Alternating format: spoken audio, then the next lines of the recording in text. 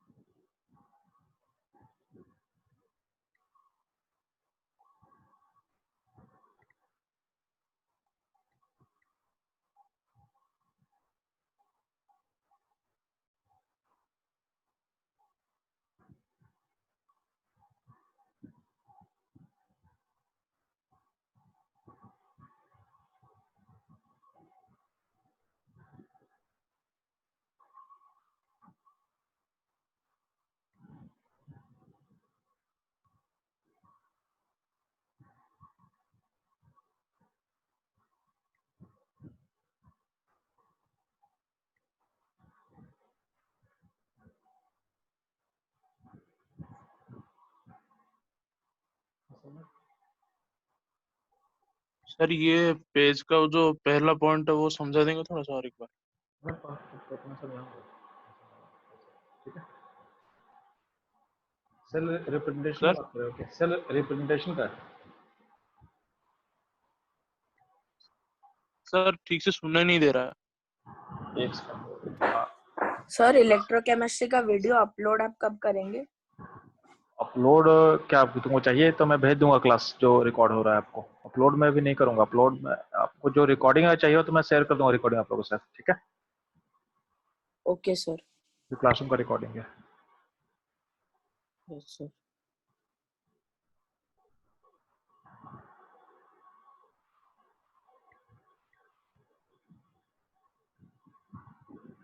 हाँ सर, मैं किस पॉइंट का बात करूँ बच्चा?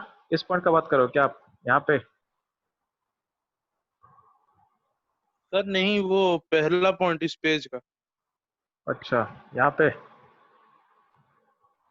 इसका सर सुना? सर वही सेम दिख रहा। हाँ वही हाँ ना। सर।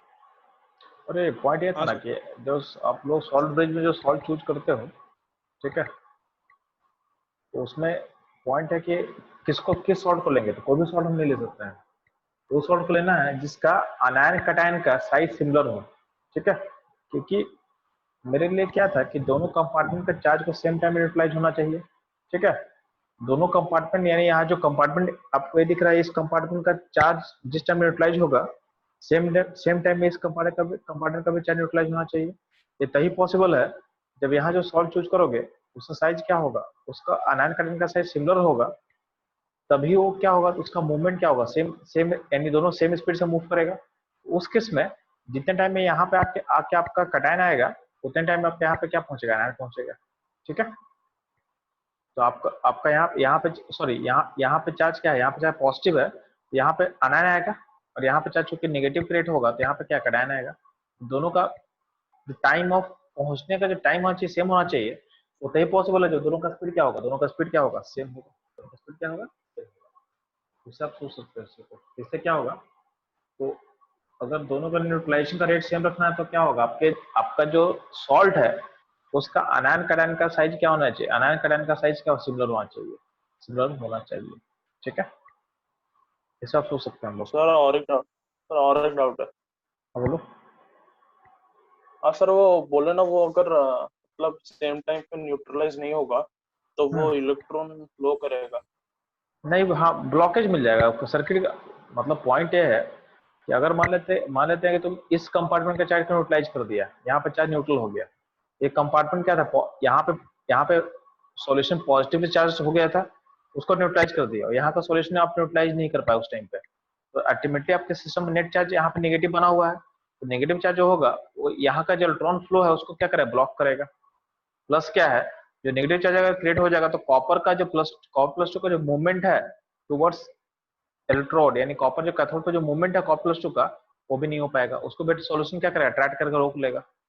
वहां पे सॉल्यूशन उसको अट्रैक्ट करके क्या करेगा, उसको रोकेगा। ठीक है, समझ। Yes sir, yes sir. और किसी को डाउट है तो पूछ सकते हैं।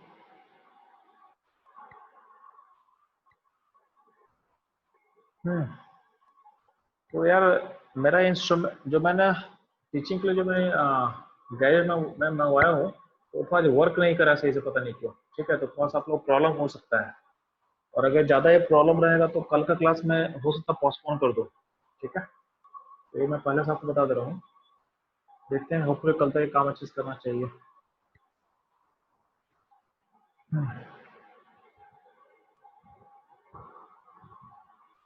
तो आप लोग एक कवर कर चुके थे, सॉल्ट ब्रिज क्या होता है समझ में आ गया सर था। आपकी आवाज नहीं आ रही।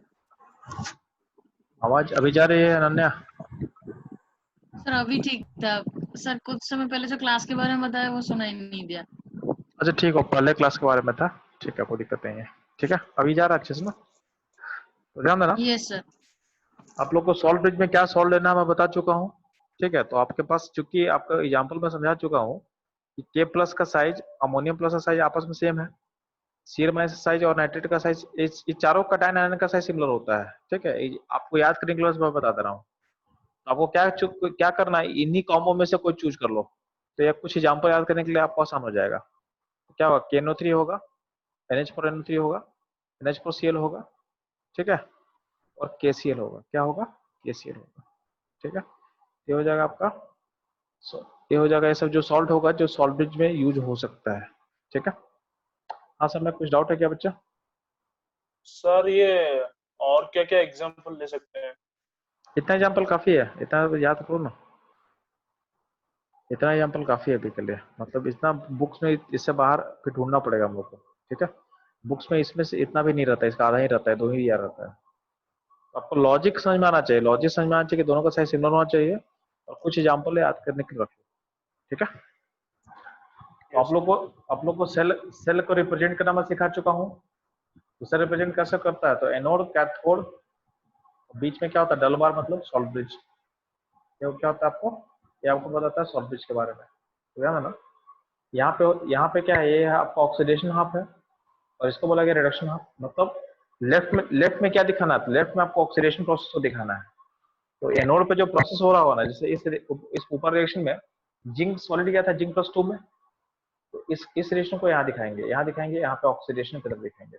ठीक है, इस और आपका जो कॉपर +2 यानी कैथोड पे यानी और राइट पार्ट पे क्या दिखेंगे, कौन सा प्रोसेस दिखाएंगे, तो सेल रिप्रेजेंटेशन में जो सॉल्ट ब्रिज है, जो डबल बार है, 2 लाइन जो खींचा हुआ है ना डबल बार, वो बताता है आपको सॉल्ट ब्रिज के बारे में। तो सॉल्ट ब्रिज का राइट में होगा रिडक्शन प्रोसेस, लेफ्ट में होगा ऑक्सीडेशन प्रोसेस, उस प्रोसेस को बताना है, यानी उसमें जो प्रोसेस हो रहा है, जो हो रहा है उसको आपको दिखाना था। ठीक है, ध्यान देना।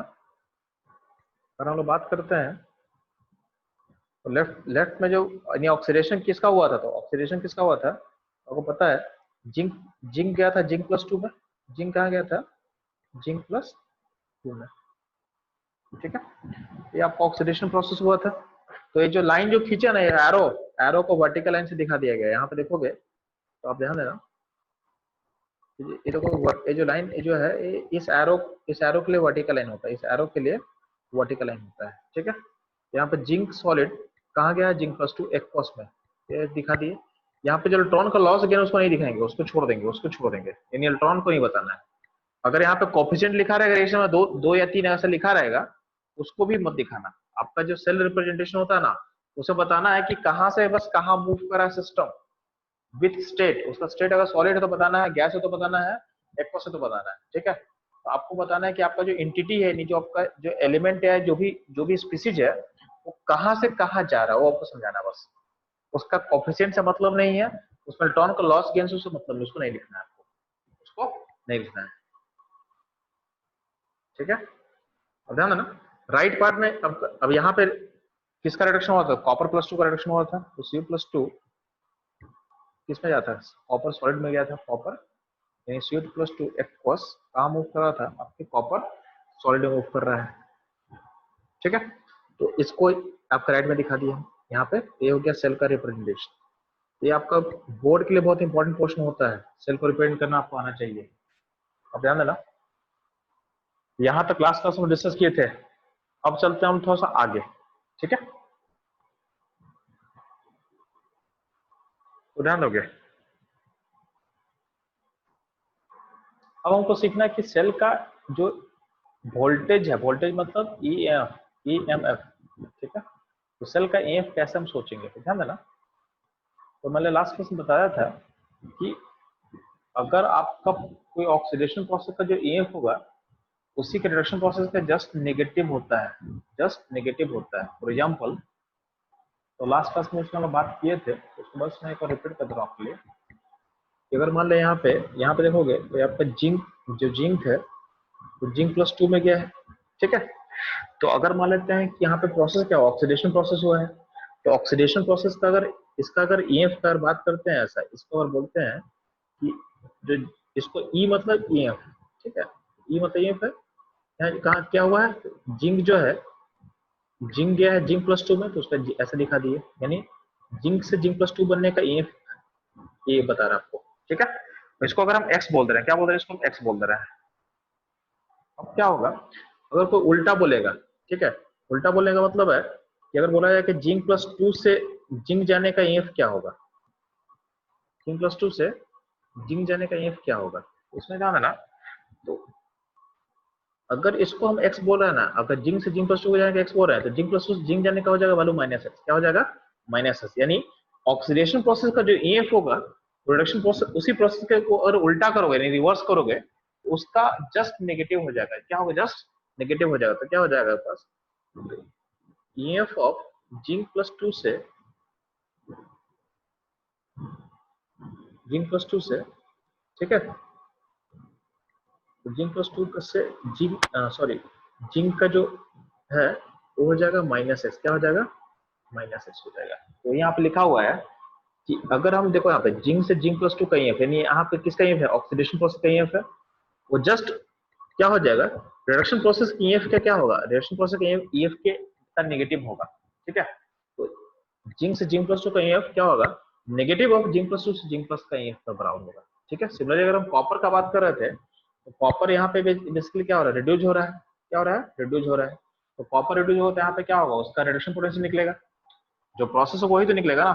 तो अगर रिडक्शन होगा तो वहां पे क्या निकलेगा, तो उसका वोल्टेज को हम बोलेंगे रिडक्शन पोटेंशियल, यानी रिड्यूस होने का पोटेंशियल क्या हो सकता है, उसके लिए वर्ड यूज कर रहे हैं हम क्या, EF ऑफ कॉपर +2 से कॉपर। ठीक है, तो ये जो EF है वो जस्ट नेगेटिव होगा, किसका नेगेटिव होगा, कॉपर से कॉपर +2, यानी उसका ऑक्सीडेशन पोटेंशियल का जस्ट नेगेटिव होगा। यानी कॉपर का रिड्यूस होने का जो पोटेंशियल है, उसके ऑक्सीडाइज होने का पोटेंशियल का क्या होगा, जस्ट नेगेटिव होगा। तो आप उसको लिंक कर सकते हो। इसमें कोई डाउट है तो पूछ लें मेरे से, क्योंकि ये फंडामेंटल चीज है, इसमें डाउट नहीं है आप लोग को मेरे हिसाब से। Hello, no sir. No sir. नहीं ना, ठीक है, क्योंकि इसी से अब आगे लिंक होगा सारा चीज, ठीक है। और यहीं पे ज्यादा इंपॉर्टेंट है, क्योंकि ये समझ में आ जाएगा तो आपका बहुत सारा काम आसान हो जाएगा। क्योंकि एनसीईआरटी की बुक्स में लिखा रहता है थोड़ा सा, मतलब उस लॉजिकल नहीं जितना लॉजिकल हम यहाँ बात कर रहे हैं, ठीक है। तो यहाँ पे आपको समझना बहुत जरूरी है, ध्यान देना। अगर हम बात करते हैं सेल का वोल्टेज निकालने का, यानी मेरा फोकस क्या है कि मुझे सेल का वोल्टेज निकालना है। यहाँ देखोगे सेल का वोल्टेज कैसे निकालते हैं, ध्यान देना। जो सेल है ना, सेल के अंदर दो कंपार्टमेंट है। सेल के अंदर आपका दो कंपार्टमेंट है, एक था ऑक्सीडेशन का कंपार्टमेंट था और एक था आपका रिडक्शन का कंपार्टमेंट था, ठीक है। तो सेल का दो पार्ट था ना, एक था एक था जहाँ पे ऑक्सीडेशन हो रहा है और एक जहाँ था रिडक्शन हो रहा है, ठीक है। तो ऑक्सीडेशन वाले कंपार्टमेंट को हम क्या बोलते हैं, वहाँ जो इलेक्ट्रोड होता है उसको क्या बोलते हैं, नोड बोलते हैं। और जहाँ रिडक्शन होता है उसको क्या बोलते हैं, कैथोड बोलते हैं, ठीक है। या बोलते हैं जहाँ पे ऑक्सीडेशन होता है उसको क्या बोलते हैं, ऑक्सीडेशन हाफ सेल। और जहाँ पे रिडक्शन होता है उसको क्या बोलते हैं, reduction half cell, reduction half cell. तो ध्यान देना, जब सेल वर्क कर रहा है तो उसमें एक जगह ऑक्सीडेशन होगा और एक जगह रिडक्शन होगा। तो यहाँ जो हम लोग का जो सेल लिया उसमें क्या था, जिंक ऑक्सीडेशन हो रहा था और कॉपर क्या हो रहा था, कॉपर पॉजिटिव रिड्यूस हो रहा था। तो दोनों प्रोसेस चूंकि कोहेरेंट है ना, दोनों एक साथ साइमल्टेनियस हो रहा है, तो दोनों प्रोसेस का जो वोल्टेज होगा ऐड अप होगा। सिंपल सा बात है ना। आपका जो दो अलग अलग कंपार्टमेंट में रेशन हो रहा है, आपका जो रेशन हो रहा है वो दो अलग अलग कंपार्टमेंट में हो रहा है, ठीक है। लेकिन दोनों रेशन क्या है, एक दूसरे से लिंक है। तो दोनों का जो प्रोसेस है वो आपस में लिंक है। तो एक में ऑक्सीडेशन और दूसरे में रिडक्शन होगा। तो हर प्रोसेस का अपना एक वोल्टेज होता है, हर प्रोसेस का अपना एक वोल्टेज होगा। तो यहाँ पे अगर आप सेल का वोल्टेज निकाल रहे हो ना, सेल का वोल्टेज निकालोगे मतलब दोनों प्रोसेस का वोल्टेज को आपको ऐड अप करना पड़ेगा। तो आपका एनोड में क्या हो रहा है, ऑक्सीडेशन प्रोसेस हो रहा था उसका वोल्टेज, और कैथोड में क्या होता है, रिडक्शन प्रोसेस, उसका वोल्टेज। तो दोनों को ऐड करना पड़ेगा। ऐड करके जो वोल्टेज निकलेगा उसको बोलेंगे सेल का वोल्टेज, उसको बोलेंगे सेल का पोटेंशियल, सेल का ईएमएफ बोलेंगे, ठीक है। इसमें कोई डाउट है, सब में क्या दिक्कत है आपको बच्चा? सर ये समझ नहीं आया। फिर से बात, तो फिर से रिपीट कर दे रहे हैं। देखो यहाँ पे, देखो आप अपना प्रोसेस समझोगे इस चीज को। आप थोड़ा सा, हम इस सेल का पोटेंशियल का बात कर रहे थे, इस सेल का पोटेंशियल का बात कर रहे हैं। यहाँ पे हम लोग कल जो सेल का बात कर रहे थे उसका यानी आप सेल का पोटेंशियल जब बात करते हो तो आप पूरे सेल को एक साथ देखते हो ना। आप थोड़ी देखते हो कि आप उसका एनोड कहते हो तो देखते नहीं हो ना। जैसा बैटरी मिलता है तो बैटरी का वोल्टेज क्या होता है, बैटरी का वोल्टेज बोलते हैं कि इसका इतना वोल्ट बैटरी का इसका वोल्टेज है। तो आप तो पूरा सेल को एक साथ देख रहे हो, लेकिन सेल के अंदर दो पार्ट बना हुआ है। एक है एनोड या जिसको बोलते हैं जहाँ ऑक्सीडेशन हो रहा है, और एक होता है कैथोड जहाँ पे क्या होता है, रिडक्शन हो रहा है, ठीक है। अब जहाँ ऑक्सीडेशन होता है उसको बोलते हैं ऑक्सीडेशन हाफ बोलते हैं, और जहाँ रिडक्शन बोलते हैं उसको रिडक्शन हाफ बोलते हैं। क्या बोलते हैं, रिडक्शन हाफ, ठीक है। तो ये जो सेल है, सेल दो कंपार्टमेंट से बना हुआ है। तो दोनों कंपार्टमेंट यहाँ पे ऑक्सीडेशन का रिएक्शन हो रहा है, यहाँ पे रिडक्शन का रिएक्शन हो रहा है।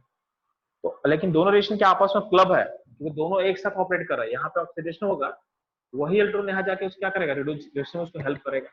तो कहीं ना कहीं दोनों रिएक्शन आपस में कोहेरेंट है, दोनों लिंक है। और हमको पता है कि हर रिएक्शन का अपना एक ईएमएफ होता है, हर रिएक्शन का अपना एक ईएमएफ होगा, ठीक है। तो ऑक्सीडेशन का अपना एक ईएमएफ होगा और रिडक्शन का अपना एक ईएमएफ होगा, ठीक है। तो पॉइंट ये है कि जब सेल का वोल्टेज आप पता करोगे, यानी कंबाइंड सेल का वोल्टेज पता करोगे, तो दोनों प्रोसेस चूंकि एक साथ ऑकर कर रहा है, तो दोनों का पोटेंशियल को आपको क्या करना पड़ेगा, एडप्ट करना पड़ेगा। यानी दोनों का अलग जो वोल्टेज है उसको आपको एडप्ट करना पड़ेगा, ठीक है। तो इसलिए हम बोल रहे थे यहाँ पे कि जब सेल का हम बात करें, तो सेल का जब बात करेंगे तो ध्यान देंगे, जब हम सेल का यहाँ बात करें, तो सेल का जब बात करें तो यहाँ देखोगे, तो सेल का जब ईएमएफ देख रहे थे तो उसमें क्या था, जिंक का ऑक्सीडेशन हुआ था। तो देखोगे यहाँ पे, तो देखोगे जिंक का ऑक्सीडेशन वाला वैल्यू को लिखे हुए हैं, यानी ईएमएफ ऑफ जिंक से जिंक +2 और प्लस आपका रिडक्शन किसका हो रहा था, कॉपर का। तो कॉपर देखना, कॉपर का रिडक्शन पोटेंशियल लिए हैं, ठीक है। जो प्रोसेस हो रहा था उसी प्रोसेस को बस एड अप किए हैं, जो प्रोसेस एक्चुअली हो रहा था सिस्टम में उसी प्रोसेस को लिया गया है। तो जिंक ऑक्सीडेशन प्रोसेस लिया गया है एंड कॉपर का रिडक्शन प्रोसेस लिया गया है, कॉपर का रिडक्शन प्रोसेस को दिया गया है, ठीक। तो यहाँ देखना, तो ये आपका अल्टीमेटली क्या है, जिसका ऑक्सीडेशन होगा उसका ऑक्सीडेशन वैल्यू को लेंगे, उसके पोटेंशियल को, और जिसका रिडक्शन होगा उसका रिडक्शन वैल्यू को लेंगे, ठीक। तो ये हो गया आपका सेल का ईएमएफ निकालने का तरीका, मतलब बस ये सिंबल सब बता रहे अभी, ठीक है। अब जो जिंक था, जिंक कंपोज होते थे एनोड, तो आपको क्या करना है, एनोड वाले पॉइंट का ओपी निकालना है। ओपी मतलब ऑक्सीडेशन पोटेंशियल। तो एनोड का हमको क्या क्या चाहिए, हमको ओपी चाहिए। जब भी हम सेल का बात करेंगे तो सेल का बात करेंगे तो क्या होगा, जो एनोड होगा उसको वहां प्रोसेस क्या होता है, ऑक्सीडेशन, उसका हमको ऑक्सीडेशन पोटेंशियल चाहिए होगा, ठीक है। और कैथोड पे कौन सा प्रोसेस होता है, रिडक्शन। तो कैथोड का हमको क्या चाहिए, आरपी चाहिए होगा, दोनों को जोड़ देंगे, यानी हमको कैथोड का आरपी वैल्यू मिल जाएगा और एनोड का ओपी वैल्यू मिल जाएगा, तो दोनों को जोड़ देंगे तो आपको सेल का पोटेंशियल मिल जाएगा। एक्चुअली क्वेश्चन में क्या होता है, क्वेश्चन में आपको एनोड कैथोड का वैल्यू अलग अलग दिया रहता है, ठीक है। तो आपको ऐड करके आपको निकालना होगा आंसर को, ठीक है। ये बात समझो इसी को आप। तो आपका सेल का, आपको जब सेल का पोटेंशियल, सेल का वोल्टेज निकालना होगा, सेल का अगर निकालना होगा तो होता क्या है ना, कि आपको एनोड कैथोड का अलग अलग दे देगा वैल्यू और उसको आपको ऐड करके निकालना होता है। तो इसको आपको अप्रिशिएट करना है कि एनोड का आपको कौन सा वैल्यू चाहिए। तो एनोड पे ऑक्सीडेशन प्रोसेस होता है, तो हमको ऑक्सीडेशन पोटेंशियल का ही वैल्यू चाहिए। और कैथोड पे क्या प्रोसेस होता है, रिडक्शन होता है, तो वहां का हमको रिडक्शन पोटेंशियल ही चाहिए, ठीक है। ये आपको ये समझना चाहिए कि जो प्रोसेस हो रहा है उसी का पोटेंशियल हमको चाहिए। अब कभी कभी क्या करता है ना, कभी कभी क्या करता है कि एनोड का आपको आरपी दे देगा, आरपी मतलब एनोड का दे देगा रिडक्शन पोटेंशियल, ठीक है। लेकिन आपको चाहिए क्या था एनोड का, एनोड का चाहिए ऑक्सीडेशन पोटेंशियल। तो अगर आपको एनोड का आरपी दे देगा कभी क्वेश्चन में, ठीक है, तो उस केस में जैसे यहाँ देखोगे, यहाँ पे पहला ये आपको क्लियर हुआ, ये आपको बता चुके हैं मैं, एनोड का हमको ओपी चाहिए और कैथोड का हमको आरपी चाहिए। लेकिन कभी कभी क्या करता है, कभी कभी क्या करता है कि एनोड का आपको दे देगा आरपी और कैथोड का भी दे देगा आरपी। तो क्या करेंगे उस केस में, चूंकि आपको कैथोड का तो आरपी चाहिए था तो कोई दिक्कत नहीं है, तो उसको छोड़ दोगे। बट एनोड का क्या चाहिए था आपको, ओपी। तो एनोड को ओपी कैसे निकालोगे, ध्यान देना, यहाँ पे रिलेशन आप पढ़ चुके हो, किसी को ओपी दे देगा तो आप उसको आरपी में कैसे चेंज करोगे, तो माइनस लगा दोगे। और किसी का आरपी दे देगा उसको ओपी में चेंज करना है, ऑक्सीडेशन पोटेंशियल में चेंज करना है। आपको अगर रिडक्शन पोटेंशियल को ऑक्सीडेशन में चेंज करना तो बस एक माइनस से लगाना पड़ेगा। तो अगर आपको एनोड का आरपी दिया हुआ है, एनोड का अगर आरपी दिया हुआ है तो उस केस में क्या करेंगे, उसको माइनस एन से मल्टीप्लाई कर देंगे, तो वो क्या किस में कन्वर्ट हो जाएगा, उस ओपी में कन्वर्ट हो जाएगा। ये बात समझ में आप लोग किया नहीं आया, हेलो, यस सर। ठीक है। तो अगर आपको आरपी दे देगा तो क्या करो, कैथोड का तो आरपी ही चाहिए था तो रहने देना, एनोड का ओपी चाहिए था तो क्या हुआ, आरपी में माइनस से मल्टीप्लाई करके ओपी में कन्वर्ट कर लेंगे, ठीक है। तो अगर इसी को हम अरेंज करके लिखें तो कैथोड, पहले कैथोड लेते हैं, यानी कैथोड का आरपी माइनस एनोड का आरपी, ये हो जाए, ये भी आपका सेल का ईएमएफ हो जाएगा। तो सेल का ईएमएफ निकलने का तरीका हम बता रहे हैं। तो पहला तरीका ये हो चुका है, पहला तरीका मतलब ऊपर वाला, एनोड का ओपी चाहिए कैथोड का आरपी चाहिए, ये फंडामेंटल है। ये फंडामेंटल तरीका आपको बुक्स में नहीं लिखा होता है, ये फंडामेंटल आपको समझ में आ जाए कि हमको एनोड का ओपी चाहिए और कैथोड का आरपी चाहिए, ठीक है। ये बुक्स में नहीं लिखा रहता है, ये फंडामेंटल है। अब ध्यान देना, अब अगर दोनों का आरपी दे देगा तो कैथोड का तो आरपी ही चाहिए, बट हमको एनोड का क्या चाहिए, ओपी चाहिए, क्योंकि एनोड पर प्रोसेस क्या था, ऑक्सीडेशन। तो अगर आरपी दे देगा एनोड का तो उस केस में उसको माइनस से मल्टीप्लाई करके उसको ओपी में चेंज करेंगे, तो आपका फॉर्मूला ऐसा हो जाएगा, माइनस एनोड का आरपी प्लस ये कैथोड का आरपी। अब इसी को अरेंज करके ऐसा लिखा गया है, उसी को अरेंज लिखा गया है कि कैथोड का आरपी माइनस एनोड का आरपी, ठीक है। तो अगर आरपी देगा तो ये फॉर्मूला वैलिड होगा, ठीक है। अगर आरपी दिया हो तो ये फॉर्मूला हो जाएगा। लेकिन इतना फॉर्मूला मत सोचो ना, आपके लिए आप ऊपर वाला सोचो, मतलब इतना आप हमेशा क्या करना, हमेशा आप ये सोचना, हमेशा इसको सोचना आप कि आपको एनोड का ओपी चाहिए और कैथोड का आरपी चाहिए, बस, ठीक। ये फंडामेंटल है, क्योंकि आपको हमेशा याद रहेगा कि एनोड पे प्रोसेस तो ऑक्सीडेशन, तो जो प्रोसेस है उसी का हमको पोटेंशियल चाहिए, ठीक। तो आप हमेशा इसको दिमाग में सेट करना, इसको दिमाग में सेट रखोगे तो कभी आप कंफ्यूज नहीं करोगे, ठीक है। अब बुक्स में जो लिखा होगा आपको समझा रहा हूँ, होता क्या है ना कि बाय डिफॉल्ट आरपी वैल्यू दिया रहता है, बाय डिफॉल्ट आरपी वैल्यू दिया रहता है, ठीक है। बाय डिफॉल्ट आरपी वैल्यू दिया रहेगा तो आपको सिंपली क्या करना है, कैथोड का आरपी तो ले लेंगे, एनोड का क्या होगा, एनोड का आरपी दिया रहेगा तो क्या करो, उसको माइनस से मल्टीप्लाई करके ओपी में चेंज कर देना, उसको माइनस से मल्टीप्लाई करके ओपी में चेंज कर देंगे। तो क्या होगा, ओपी में अगर कन्वर्ट हो गया, अब दोनों को क्या करोगे, आप दोनों को आप क्या करना, दोनों को आप बस ऐड कर देना, फिर से वही काम करना। तो एनोड का आरपी को माइनस से मल्टीप्लाई कर देना और ऐड कर देना, मेरा आंसर आ जाएगा।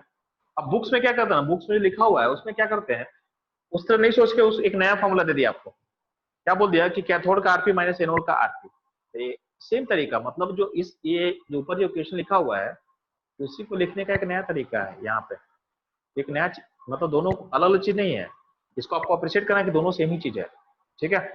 अब होता क्या है, जो कैथोड होता है, जो अब यहाँ पे सेल को जब रिप्रेजेंट करते थे तो सेल को रिप्रेजेंट करते थे तो ऊपर में क्या था, कैथोड, जो कैथोड था वो राइट में था, राइट में था कैथोड, राइट में लिखते हैं कैथोड को, और लेफ्ट में लिखते हैं एनोड को, क्या लिखते हैं, लेफ्ट में लिखते हैं एनोड को। तो एनोड को लेफ्ट में लिखा जाता है और कैथोड को राइट में लिखा जाता है। तो होता क्या है कि कहीं कहीं कैथोड के बदले आपका लिखा रहेगा आर, और आर मतलब राइट, तो ऐसा लिखा रहेगा, इसको कैथोड को छोड़ के ऐसा ले देगा, कैथोड को ले देगा ई आर, ये मतलब राइट वाले पार्ट का, राइट वाले पार्ट का, तो राइट में क्या होता है, कैथोड होता है, तो ई आर का मतलब होगा कैथोड, ठीक है। और ई एल का मतलब क्या होगा, लेफ्ट, लेफ्ट मतलब एनोड, तो ई एल का मतलब होगा एनोड, ठीक है। ये कुछ टर्म से समझोगे आप, anode oxidation left, cathode reduction right, ठीक। यहां तक इसलिए देखना इसी फॉर्मूला को ऐसा लिखा हुआ, इसी फॉर्मूला को, ये वाला पार्ट था, ये जो पार्ट यहाँ पे बताया हुआ इसी को देखो ऊपर ऐसे कहते हैं कि E of cell equal to E of right, E right मतलब कैथोड का, ब्रैकेट में क्या है आरपी है, आरपी माइनस ई लेफ्ट मतलब एनोड का, एनोड का मतलब आरपी, तो दोनों का अगर आरपी दिया रहेगा तो ये फॉर्मूला भी बुक्स में लिखा रहेगा, राइट माइनस लेफ्ट, तो राइट माइनस लेफ्ट में क्या है, दोनों का आरपी दिया हुआ, दोनों का आरपी दिया हुआ है, तो ये फॉर्मूला आपका एनसीईआरटी में या हर जगह ऐसा लिखा रहता है, ठीक है। बट पॉइंट क्या है ना, पॉइंट है समझो इसी को, आपको एनोड का ऑक्सीडेशन का पोटेंशियल निकालना है और कैथोड का रिडक्शन का चाहिए, ठीक है, और दोनों को जोड़ देना है। तो अगर आपका दोनों का आरपी दिया रहेगा तो कैथोड का जो चाहिए तो दिया ही हुआ है, कैथोड का आरपी चाहिए था, आरपी दिया हुआ है, एनोड का ओपी चाहिए था बट एनोड का आरपी दिया तो क्या होगा, एनोड वाले को माइनस से मल्टीप्लाई करके ऐड करेंगे, वही काम यहाँ पे किया जाता है, ठीक है। तो दिक्कत यहाँ तक, चलो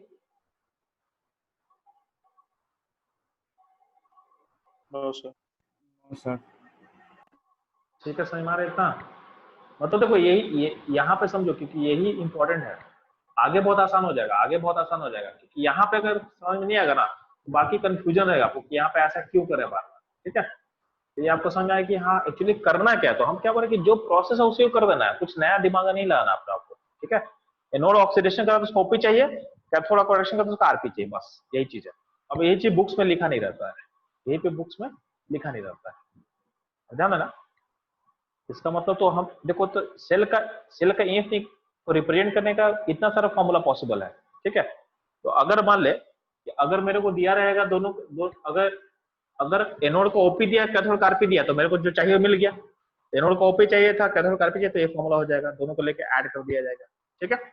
अगर एनोड का आरपी और कैथोड का, एनोड का आरपी और कैथोड का भी आरपी दिया रहेगा तो उस केस में ये फॉर्मूला दिया हुआ है, बट बोले कि फॉर्मूला याद करने की जरूरत है आपको, नहीं है फॉर्मूला याद करने की जरूरत नहीं है, क्यों, क्योंकि पता है कि एनोड का ओपी चाहिए, कैथोड का आरपी चाहिए, तो अगर आरपी दोनों को दिया हुआ है तो सिंपली क्या करना, आप कैथोड का आरपी रहने देना और एनोड का आरपी को ओपी में चेंज कर देना। ओपी में चेंज करना बहुत आसान है, कैसे करेंगे, अगर एनोड का आरपी दिया रहेगा -2, ओपी क्या होगा उसका माइनस से मल्टीप्लाई कर दें तो क्या 2 हो जाएगा, तो जो भी वैल्यू दिया रहेगा एनोड का आरपी का उसको माइनस से मल्टीप्लाई कर दोगे तो क्या ओपी में चेंज हो जाएगा, ओपी का वैल्यू मिल गया, बस फिर से फॉर्मूला अप्लाई करना, पहला फॉर्मूला अप्लाई करना। तो हमेशा पहला फॉर्मूला सोचो, कंफ्यूज नहीं करोगे।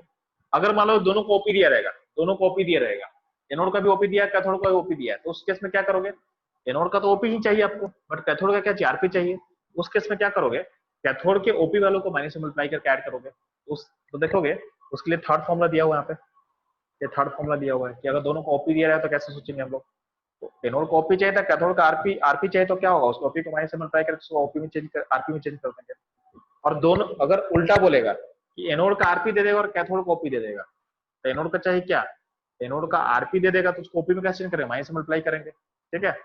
और कैथोड का भी क्या चाहिए, कैथोड का हमको चाहिए आरपी, और कैथोड का ओपी दे देगा तो क्या करोगे, उसको माइनस से मल्टीप्लाई, उसको माइनस से मल्टीप्लाई करके उसको आरपी में आप चेंज करोगे, तो यहाँ पे देखोगे ये 4 अलग अलग तरीके से हम उसको निकाल सकते हैं, बट फंडामेंटल तरीका कौन सा, पहला तरीका, अल्टीमेटली इसी तरीका को डिफरेंट तरीके से एक्सप्रेस किया गया है, कुछ नया चीज नहीं है, चारों आपका चारों का चीज नया चीज नहीं है, उसी तरीके को एक्सप्रेस करने का तरीका है, बस इतना क्लियर रहेगा आप लोग को। हेलो, यस सर, ठीक है, चलो आगे मूव करते हैं हम लोग थोड़ा।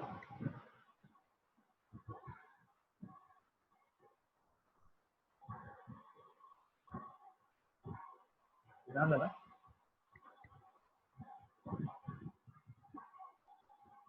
इलेक्ट्रोकेमिस्ट्री में अगर स्टैंडर्ड, कभी कभी स्टैंडर्ड कंडीशन का वर्ड यूज करते हैं हम लोग, ठीक है। तो इलेक्ट्रोकेमिस्ट्री में अगर स्टैंडर्ड कंडीशन बोला जाएगा, इसका मतलब क्या होगा ना, इसका मतलब होगा कि कोई भी एक गैसेस एंटिटी होगा आपके सेल में, आपके सेल में कोई भी गैसेस एंटिटी होगा तो उसका प्रेशर क्या बोला गया, 1 बार बोला जाएगा।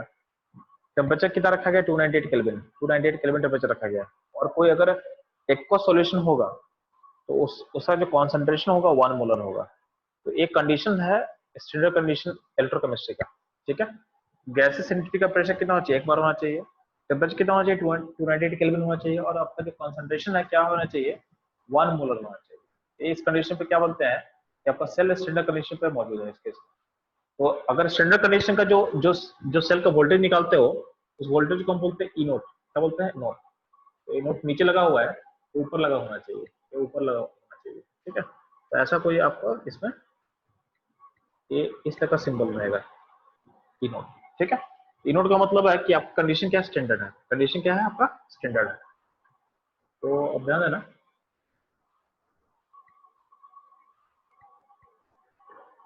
तो हम बात करते हैं नीचे, तो ध्यान देना। अब होता क्या है ना, देख ध्यान से। अब पॉइंट है कि हमको अगर बैटरी का वोल्टेज निकाल रहे हो तो बैटरी का वोल्टेज निकालना बहुत आसान है। जिसे बैटरी का वोल्टेज निकालना है उसको वोल्ट मीटर से कनेक्ट कर देना। तो अगर बैटरी का वोल्टेज निकालना होता तो क्या करेंगे हम, अगर मान लें कि हमको अगर मेरे को क्वेश्चन लैब में दिया गया कि लैब में एक बैटरी दे दिया गया, बोला कि इसका वोल्टेज पता करो, हम ओपीआर पे क्यों करेंगे, हम ओपीआर पे आरपी करने का पीछे हम जाएंगे नहीं। हमको लैब में बोलेगा कि बैटरी का वोल्टेज पता करना, तो हम क्या करेंगे, एक वोल्ट मीटर लेंगे और वोल्ट मीटर को उसके दोनों एंड से कनेक्ट कर देंगे, यानी वोल्ट मीटर को से उसका हम वोल्टेज बता सकते हैं। मतलब बैटरी का 2 एंड होता है ना सेल का, दोनों एंड से वोल्ट मीटर को कनेक्ट कर देंगे तो मेरे क्या मिल जाएगा, वोल्टेज मिल जाएगा। तो सेल यानी हम देखो, सेल का जो कंपार्टमेंट होता है वो अंदर होता है ना। जैसे आप बैटरी उठाते हो तो बैटरी में आपको थोड़ी कंपार्टमेंट दिखता है, जो भी कंपार्टमेंट होता है उसके अंदर में कहीं क्रिएटेड होता है। तो आप जब भी बैटरी को देते हो तो बैटरी को जब भी आप देखते हो उसको एज ए होल देखते हो, पूरा कंप्लीट एक बैटरी को देख रहे हो। उस पॉइंट पे जो सेल का पोटेंशियल होगा, जो सेल का पोटेंशियल होगा यानी जो वोल्टेज होगा, उसको आप इजीली वोल्टमीटर से निकाल सकते हो, ठीक है। लेकिन आपको पता है कि जो सेल का वोल्टेज होता है उसको हम लिख सकते हैं एनोड का ओपी प्लस कैथोड का आरपी में लिख सकते हैं। तो अगर अब अगला चैलेंज है कि जो हाफ सेल है ना, यानी जो ऑक्सीडेशन हाफ सेल है और जो रिडक्शन हाफ सेल है। ऑक्सीडेशन हाफ सेल का बोलने का मतलब है एनोड का, एनोड पे क्या होता है, ऑक्सीडेशन होता है, उसको बोलते हैं ऑक्सीडेशन हाफ सेल, ठीक है। और एक कैथोड को क्या बोलते हैं हम लोग, रिडक्शन हाफ सेल। तो अब अगला चैलेंज है कि अगर मान लो कि बोला जाए क्वेश्चन कि हमको हाफ सेल का वोल्टेज कैसे पता करें, हाफ सेल का वोल्टेज कैसे पता करें, तो उसके लिए क्या उपाय है, ठीक है। तो ध्यान देना, how to calculate EMF of half cell, ठीक है। पूरे पूरे बैटरी का वोल्टेज निकालना बहुत आसान है। पूरे बैटरी का वोल्टेज आपको पूरा बैटरी दिख रहा है, उसका दोनों दिख रहा है, दोनों वोल्ट मीटर लगा दो, आपको बैटरी का वोल्टेज मिल जाएगा। तो आपको उसमें कोई दिमाग लगाने का जरूरत नहीं है। बट अगर बोलेगा कि नहीं हमको हाफ सेल का वोल्टेज बताओ कैसे निकालना है, तो उस केस में थोड़ा दिमाग लगाना पड़ेगा, ठीक है। तो ध्यान देना, आप हाफ सेल का, मैं एक स्टेटमेंट बोल रहा हूँ, हाफ सेल का वोल्टेज निकालना इम्पॉसिबल चीज है, ठीक है। किसी भी हाफ सेल का वोल्टेज आप नहीं निकाल सकते हो। क्यों नहीं निकाल सकते हो, क्योंकि हाफ सेल कभी ऑपरेट करेगा ही नहीं, कभी भी अगर किसी का ऑक्सीडेशन होगा तो कहीं ना कहीं रिडक्शन होगा। तो सेल हमेशा वर्क करता है, दोनों कोहेरेंट वर्क करता है, ठीक है, दोनों कोहेरेंट वर्क करेगा। तो कभी भी बोलोगे सिर्फ हाफ सेल का वोल्टेज निकालना पॉसिबल है, पॉसिबल नहीं है एब्सोल्युटली, मतलब एब्सोल्यूट वैल्यू उसका नहीं दे सकते हैं। तो उस केस में हमको, अगर हमको हाफ सेल का वैल्यू निकालने बोलेगा तो पहले हमको एक फ्रेम डिफाइन करना पड़ेगा। तो हाफ सेल का वोल्टेज निकालने के लिए पहले हमको एक फ्रेम ऑफ रेफरेंस बताना पड़ेगा, ठीक है। तो आपका जो फ्रेम ऑफ रेफरेंस है वो उसको किसको बनाया गया है, तो उसको बनाया गया है, उसको बोलते हैं एसएचई। एसएचई को बोला गया है फ्रेम ऑफ रेफरेंस। एसएचई का मतलब होता है स्टैंडर्ड हाइड्रोजन इलेक्ट्रोड, ठीक है। इसका मतलब क्या होता है, ये भी एक हाफ सेल होता है, ठीक है। स्टैंडर्ड हाइड्रोजन इलेक्ट्रोड भी एक हाफ सेल है। इस हाफ सेल में होता क्या है कि आपका सॉल्यूशन में H+ होता है, सॉल्यूशन में H+ होता है और ऊपर में H2 गैस होता है। अब इसको अच्छे समझना, जो SHE का हम बात कर रहे हैं, SHE का हम जो बात कर रहे हैं उसमें होता क्या है कि आपका सॉल्यूशन में H+ आयन होता है और ऊपर में H2 गैस होता है और ये बंद रहता है, एक पूरा एक क्लोज रहता है। तो सॉल्यूशन में H+ आयन है और ऊपर में H2 गैस है और इसके ऊपर इसमें डिप किया रहता है, प्लेटिनम का इलेक्ट्रोड डिप किया रहता है। किसका इलेक्ट्रोड होता है? प्लेटिनम का इलेक्ट्रोड होता है, ठीक है। और चूंकि कंडीशन स्टैंडर्ड है, इसमें जो प्रेशर होगा हाइड्रोजन का क्या होगा? 1 बार होगा और जो कंसंट्रेशन होगा H+ का क्या होगा? 1 मोलर होगा। तो इसको हम ले रहे हैं स्टैंडर्ड कंडीशन पे, ठीक है। अब इस सेल के बारे में खास बात क्या है, इसमें अगर हाइड्रोजन ऑक्सीडाइज होगा यानी H+H2 जाएगा तो उसका जो EF होगा उसको हम 0 मानते हैं। क्या मानते हैं? 0 मानते हैं। यानी इस स्टैंडर्ड हाइड्रोजन इलेक्ट्रोड का जो ऑक्सीडेशन का EF है उसको सॉरी यहाँ पर रिड्यूस हो रहा है। H+ से अगर H2 जाएगा तो क्या रिड्यूस हो रहा है? यहाँ जो इसका रिडक्शन का जो पोटेंशियल उसको 0 माना गया बाय डिफॉल्ट। ये मेरा फ्रेम बना रहा है, ये मेरा ओरिजिन है, मतलब इसके हिसाब से हम चीजों को सोचेंगे। ये मेरे लिए ओरिजिन मान लेते हैं कि ऐसा इलेक्ट्रोड अगर अपने पास होगा तो उसका रिडक्शन यानी आरपी वैल्यू क्या होगा? 0 होगा और इसका ऑक्सीडेशन करेगा तो भी 0 होगा, यानी H2 से अगर H+ जा रहा होगा तो भी 0 होगा। ये हो गया आपका फ्रेम, यानी हाइड्रोजन इलेक्ट्रोड का स्टैंडर्ड कंडीशन पे ऑक्सीडेशन वैल्यू, ऑक्सीडेशन का पोटेंशियल भी 0 है और रिडक्शन का पोटेंशियल भी क्या है? 0 मान लिया गया है। यानी H+ H2 का पोटेंशियल भी 0 है और H2 से H+ का भी पोटेंशियल क्या है? 0 है, ठीक है। ये हो गया 0 मान लिया। अब क्या करते हैं, अब आपको चाहिए, आपको हाफ सेल का निकालना है। तो अगर मान ले एग्जांपल है, अगर मान लेते हैं कि मुझे जिंक से जिंक+2 का चाहिए, हमको जिंक से जिंक+2 का चाहिए, ठीक है वैल्यू। तो जिंक से जिंक+2 हाफ सेल था आपका, ध्यान देना। तो जिंक से जिंक+2 का चाहिए तो हम क्या करेंगे कि इसमें एग्जांपल बता रहे हैं कि अगर आपका जो इलेक्ट्रोड है जिसका आपको EF निकालना है, अगर हाइड्रोजन से ज्यादा रिएक्टिव होगा तो क्या होगा? तो हमेशा जिस भी हाफ सेल का निकालना होता ना उसको हमेशा SHE से लिंक करते हैं। SHE से यानी स्टैंडर्ड हाइड्रोजन इलेक्ट्रोड से लिंक करते हैं, ठीक है। तो मान ले यहाँ पे जिंक का हमको निकालना था, क्या हुआ? जिंक वाले सेल को हम लिंक कर दिए, इस सेल से लिंक कर दिए, ठीक है। ये पूरा एक कंप्लीट सेल बन गया। इस पूरे कंप्लीट सेल का वोल्टेज आप निकाल सकते हो। कैसे निकालोगे? वोल्टमीटर लगा के निकाल सकते हो। मैं फिर से रिपीट कर रहा हूँ, यहाँ पे एक पूरा कंप्लीट सेल बन चुका है। अब इसमें क्या होगा? जिंक चूंकि हाइड्रोजन से ज्यादा रिएक्टिव होता है तो जिंक का ऑक्सीडेशन होगा और हाइड्रोजन क्या होगा? रिड्यूस होगा। अब इस पूरे बैटरी का वोल्टेज निकाल सकते हो वोल्टमीटर यूज करके। अब जो पूरा बैटरी का वोल्टेज निकल चुका है, आप क्या निकाल चुके हो? आप इनोड सेल निकाल चुके हैं। क्या निकाल चुके हैं? इनोड सेल निकाल चुके हैं। अब हमको पता है कि जो इनोड सेल होगा क्या होगा? ऑक्सीडेशन का जो वैल्यू है यानी ऑक्सीडेशन इनोड का जो ओपी होगा और कैथोड का जो आरपी होगा दोनों के सम के बराबर होगा। तो आप इनोड सेल आपको पता चल चुका है, ठीक। और आपको इसको बस लिख दिए कि हाँ एक इक्वल टू होगा इनोड ऑफ जिंक से जिंक+2 और प्लस इनोड ऑफ H+H2 यानी कैथोड का आरपी और एनोड का ओपी लिख दिए। अब होता क्या है, चूंकि आप इनोड सेल आप निकाल चुके हो और क्या है बाय डिफॉल्ट इसको कितना मान चुके हो आप? बाय डिफॉल्ट हाइड्रोजन का इलेक्ट्रॉन का पोटेंशियल कितना होता है? 0 होता है। तो इसको तो 0 मान लिए, इसको 0 बोल देंगे तो क्या होगा? इस केस में जो आप सेल का वोल्टेज निकाले हो वही क्या हो जाएगा? उस इलेक्ट्रोड का वोल्टेज हो जाएगा। यानी यहाँ पे जिंक का जो ओपी वैल्यू है वो सेल के वोल्टेज के बराबर हो जाएगा। ये बात समझ में आया आपको? यानी जो भी इलेक्ट्रोड हाइड्रोजन से ज्यादा रिएक्टिव होगा, उसको जब कनेक्ट करोगे और बैटरी बनाओगे उस केस में जो सेल का वोल्टेज निकलेगा वही क्या होगा? उस इलेक्ट्रोड का ओपी वैल्यू हो जाएगा, उस इलेक्ट्रोड का ओपी वैल्यू हो जाएगा। आप लोग क्लियर हो इतना? हाँ सर। सम्यक Sambit? Yes sir. Yes sir. ठीक है, बाकी चांस? यस सर, समझ आ रहा है। समझ आ रहा है ना? ठीक है, तो आज का क्लास इतना ही रहेगा, बाकी इसको आगे लेंगे। तो इतना आपको थोड़ा समझना, ये फंडामेंटल था। अब बताना आसान रहेगा चीजें आसानी से, ठीक है। तो इसी में थोड़ा टाइम लेना था, ठीक है। तो चलो चलो, आज की क्लास इतना ही रहेगा। Good night sir. Good night बच्चा, good night. Thank you sir. Thank you sir. Thank you sir. Thank you sir.